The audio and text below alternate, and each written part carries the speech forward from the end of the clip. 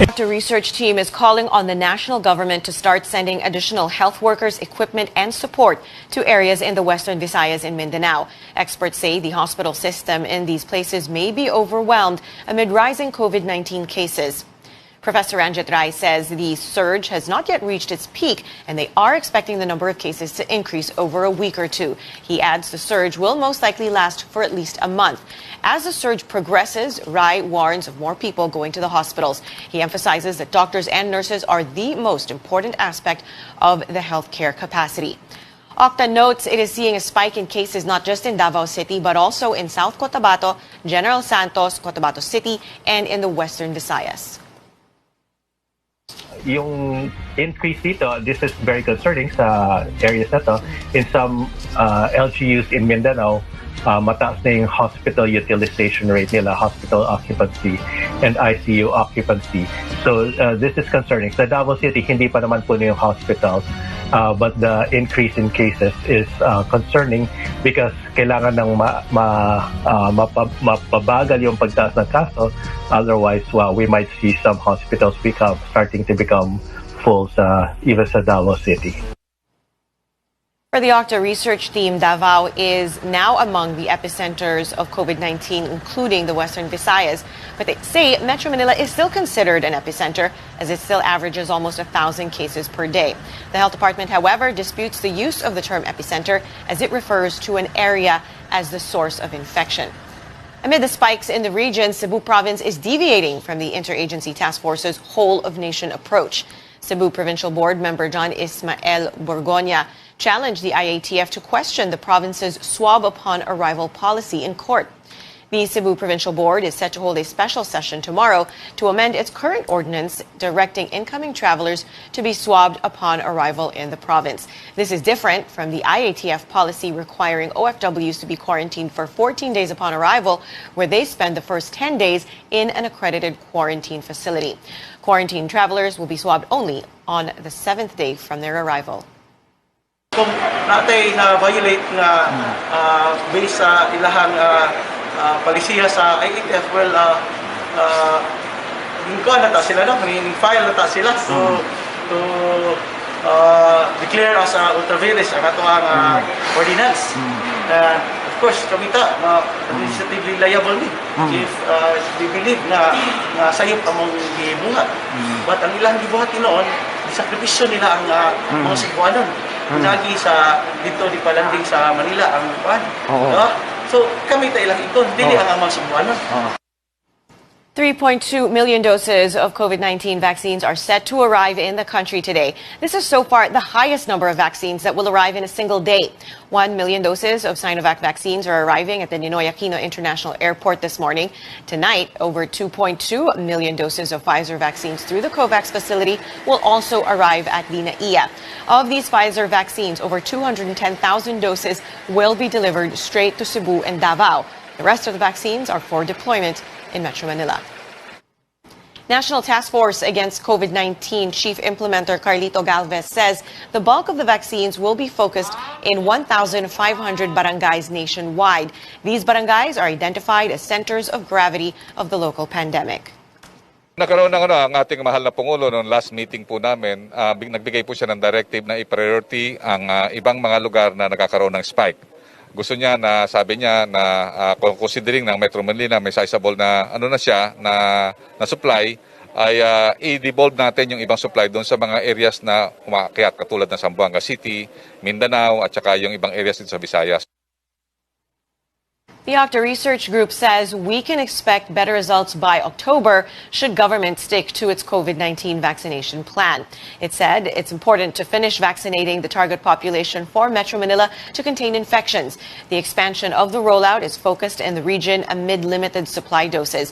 Meantime, the Health Department will deploy more vaccines to local governments after they appealed for more doses to begin inoculating the next priority group. Our Tristan Odalo has the details. This week marks the start of the vaccination rollout for the A4 priority group or essential workers. While a number of Metro Manila cities have launched their own vaccination drives in earnest, other LGUs struggle to get their supplies. Last week at saka ngayong week, medyo nahirapan talaga yung LGU considering that na-delay yung ating supply. Galvez hopes there will be no further delays on vaccine arrivals this month. Baka ma-stabilize natin ang ating supply this coming June 14 at pwede na tayong umarangkada sa A4. This mega vaccination site in Marikina City can inoculate 4,000 to 5,000 people on a single day. But today, there are no people waiting in lines to get vaccinated, and only LGU personnel and empty chairs will welcome you instead. It's a proof that amid preparations and people's willingness to get vaccinated, the limited vaccine supply remains to be the biggest challenge. Maraming gusto, hindi lang A4. Actually, halos lahat na gusto na magpabakuna. Kaya lang, ang problema nga natin, iba, meron tayong categorization na sinusunod. Marikina Mayor Marcy Teodoro says vaccine hesitancy is no longer the issue. Ang problema ay yung steady supply ng bakuna. Hindi na yung vaccine hesitancy. As we speak, we have 80,000 individuals pending in our list. Navotas Mayor Toby Chanco says their city managed to vaccinate at least 900 workers this week but halted it on Wednesday due to lack of supply. Hindi na po tayo nakapagbakuna sa A4 dahil wala na po tayong bakuna na pwede pang A4. Manila Mayor Isko Moreno understands the supply problem but he sees the influx of workers wanting to get vaccinated a good sign. Wala kami problema sa tao. Gusto ng bakuna ng tao. Ang kailangan na lang bakuna. Antipolo city officials, on the other hand, lament what they call vaccine supply inequity. In a post, the city says that sana all madaming bakuna tulad ng Metro Manila, citing the disparity in vaccine allocation. Local governments are calling on the health department to be more transparent in allocating COVID-19 vaccines. Tristan Udalo, CNN Philippines. The country isn't in a hurry to vaccinate minors against COVID-19 after the Food and Drug Administration allowed Pfizer's vaccine to be used for teens 12 to 15 years old. Health Secretary Francisco Duque says the Philippines will wait for other countries to roll out their vaccination for minors so the government can learn from their experience. Despite the FDA's approval of the Pfizer vaccines used for teenagers, Duque says scientific studies are still limited about the impact of vaccinating children against COVID-19. He adds the Philippine Pediatric Society will conduct its own study on the effects of COVID-19 vaccines on children. I think prudence dictates that we wait, we give it more time as to what the experiences are of the other countries that have boldly introduced this vaccination program even to the pediatric age group. Maraming mga implikasyon ito eh. Una-una, yung consent form. Wala naman nakalagay sa consent form na yung bata ay kasama.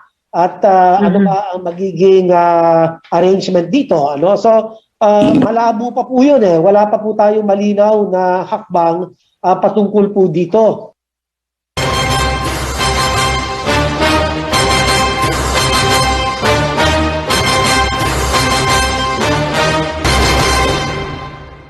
Senator Manny Pacquiao disagrees with the president's assessment of his understanding of foreign policy.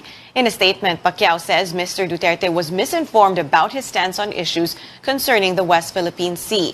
Pacquiao says his statement reflects the sentiment of the majority of Filipinos, which is to stand strong in protecting our sovereign rights while pursuing a diplomatic solution to the dispute. On Tuesday, President Duterte said Pacquiao should study first on foreign policy after the senator pointed out the need for stronger responses on the maritime route with China. As differences mount within the ruling party, Senator Ronald De La Rosa calls on members and allies of the administration to rally behind a single ticket in the 2022 elections. De La Rosa says while Davao City Mayor Sara Duterte and Senators Bongo and Manny Pacquiao are qualified to run, he is hoping they will all agree to support only one presidential candidate to avoid division within the administration. Sana kasama pa rin. Nandiyan si Inday, andyan si Manny Pacquiao, andyan si Bongo. Kung gusto niya tumakbo, sana isa lang, hindi yung maglaban-laban sila. If they still listen to the president, very big role yan yung Pangulo. Kung kausapin sa presidente, ikaw wag ka nang tumakbo, ikaw lang, suportahan natin. Kung susunod sila, maganda sana. But hindi ko masigurado kung susunod sila.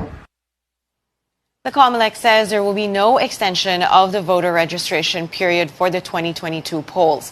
Applicants can head to COMELEC offices from Mondays to Fridays, 8 a.m. to 5 p.m. for the registration.